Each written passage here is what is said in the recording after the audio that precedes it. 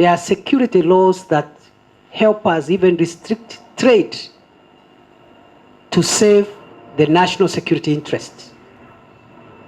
But the enforcement has been not very, very, very effective. And let me say this, because I think we all understand this, our market called Kenya. Some of us law enforcement officers have failed to exercise the integrity required of them under the Public Officer Ethics Act. So they've been receiving bribes from some characters so that they can look the other way as these characters destroy our people. Now, we have had an engagement. And when you see the IG here, all law enforcement officers who try any monkey business with what we are doing now, several things will happen. One, they'll go home summarily. They can take us to court about procedure. We are not bothered with that. We'll sack them up front. Two,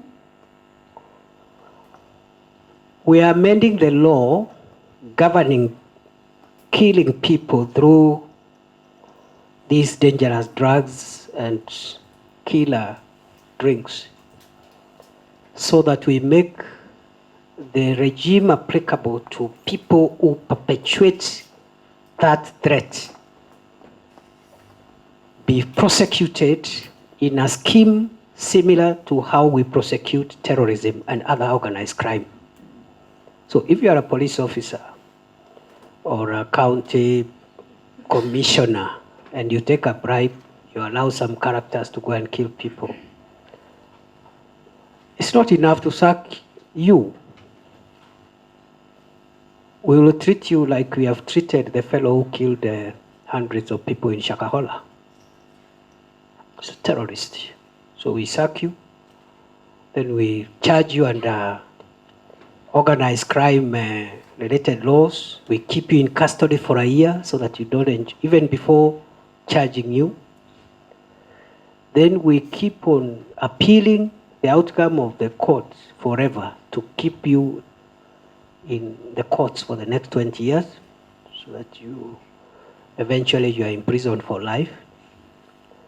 Then we also look for auxiliary orders from courts so that we trace and freeze all your assets, sell them, and we are going to establish a fund, which fund will be used to compensate the victims of crime. The government has decided to place this matter of dangerous drinks and drugs where it belongs. We have determined that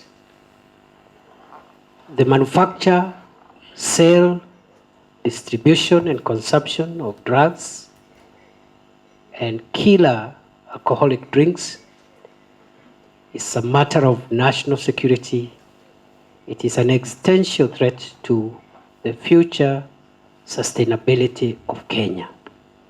And the harm that it is causing us is harm which is equivalent to what terrorists and other organized criminals are causing us in other spaces. In the past, government has tried to address this matter, but looking behind with the benefit of hindsight, past measures taken to make sure that we save the population from harmful alcoholic products and drugs. Past measures have been rationalized on various aspects. It's a social problem. When people take these things, it affects their health, so it's a health problem. It's a social problem because some of the people who consume dangerous products are not able to be responsible citizens. So it's a social problem. They can't raise families. It is an economic problem because many of those who are hooked into these dangerous drinks, if they survive death, are not economically productive. They are zombies, and they are derailing national economic development. They are denying us an opportunity to contribute to raising household incomes by working hard to get livelihoods for their families, but also collectively denying the country of a productive workforce. We have decided as a country to place this matter where it belongs. This matter is no longer a matter concerning business, politics, social issues, family issues, economic issues. This matter that we are looking at is a serious threat to our national security. And unless we collectively, firmly rein on this matter, Kenya's future and the sustainability of this country in the description which it is known is going to be altered drastically 10, 20, 30 years from now unless we stop this thing. The measures are irreversible and non-negotiable because of national security interest. Some of you are telling us, oh, you want to go to court, I don't know, you want to go somewhere. It's okay. Court is okay, but the decisions are irreversible. And we must work together as a nation, and you are a critical part of that journey to save this nation from further degeneration. That's what we have done with terrorism. We don't negotiate the terrorism space. There is no negotiation. We don't,